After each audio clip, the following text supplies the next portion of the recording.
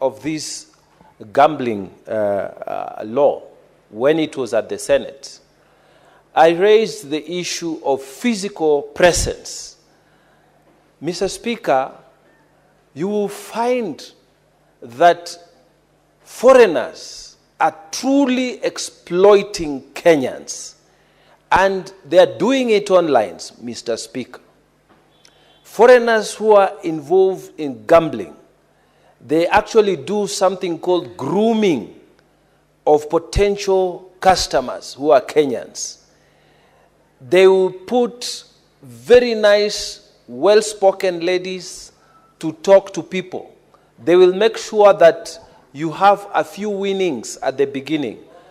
And once you are hooked, Mr. Speaker, they start taking money from you. And there is no physical presence of these offices in Kenya. And Mr. Speaker, what happens? Because in my practice of law, I came across a victim who explained to me what happened. They send you agreements. These agreements, they give you confidence that although they don't have a physical presence in Kenya, you will get your money. And sure enough, the first few you will get. Then afterwards, when you have put in good money, you will hear that company has closed down. You go to the website, it's not there. So, Mr. Speaker, this report is saying that going forward, physical presence will be mandatory. And Mr. Speaker, this is a good thing. I support this report. Again, Mr. Speaker, it says that for foreigners who wish to engage in this business, if you can call it, of gambling, they must put a security, substantial security, Mr. Speaker. And I think the report had recommended something like 50 million. This, Mr. Speaker, ensures that the potential victims, in case that gambling or online gambling collapses or closes down, the potential victims can actually go and secure at least to the extent of 50 million. Mr. Speaker, this is a good development. Because, Mr. Speaker, I'm aware that some of these online foreign companies that have been engaged in stealing from Kenyans, what they do, they set up business in, say, DRC Congo. They encourage a few people. Once the money has reached their target, they close. The website disappears. They come to Kenya. They do the same. They get, once they hit their target, the website disappears. So, Mr. Speaker, to require now that any gambling, especially foreigners who want to engage in this business, they must put a substantial deposit, then, Mr. Speaker, this report is carrying the wishes of many of us who debated this on the floor of this House. Finally, Mr. Speaker, I like the fact that this report has carried the idea that on the local scene, these advertisements for gambling must be discouraged during the time when our children are there, during the time when our children are still awake. Mr. Speaker, when you travel to foreign countries, you would see that the time that these adverts for gambling and I don't know, you will win what when you do what. When you put this money, you will get this. When you do this, you will win this. They are always at night, mostly late night. But in this country, before this law, we used to find so much of this. Our radio station, as has been said here by a previous speaker, our television sets, you know, until you get tired of looking at them, advert after advert after advert. Mr. Speaker, this report in the mediated version, and now it's going to be law once the president assents to it, it will get rid of all those. And this report has made a significant step forward in controlling gambling. At the end, Mr. Speaker, I don't gamble because I was taught by my parents.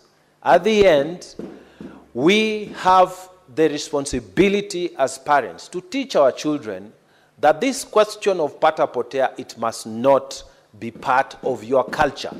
At the end, we must teach our children that hard work is the only way that you will make it in life. Mr. Speaker, it reminds me many, many years ago when I was considering to open my first law firm in Mombasa. Mr. Speaker, I went to seek advice from senior practitioners, and I remember one many years, this is over almost 40 years now, and he told me, Mungatana, there is no shortcut to success. You see where I am? I have worked hard. And the children who have visited us in this Senate today, and I'm glad you are hearing us from the plenary, from up there, there is no shortcut to success. You must put in the work.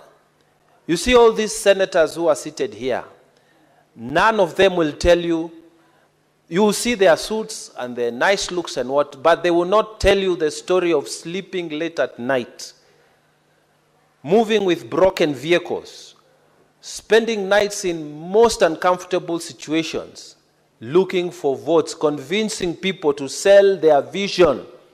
And that's how they are seated here. Don't see the glamour and forget that there was work behind that glamour.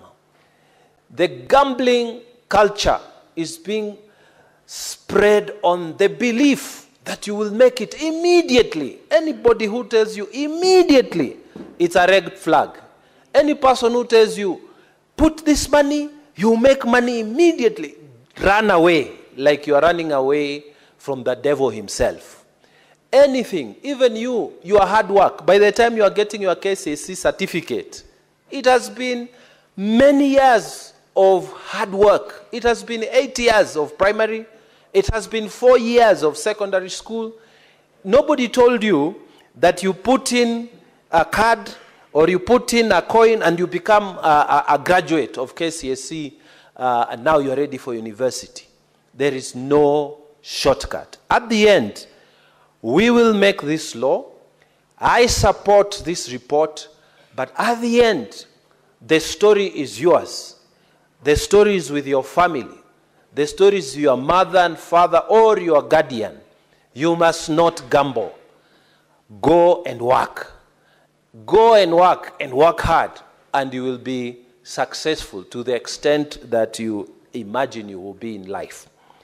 Mr. Speaker, with those many remarks, I wish to support the mediated version of this report and confidently ask the President to assent to it so that we can start regulating this gambling business. Let's not go back and forth on this matter.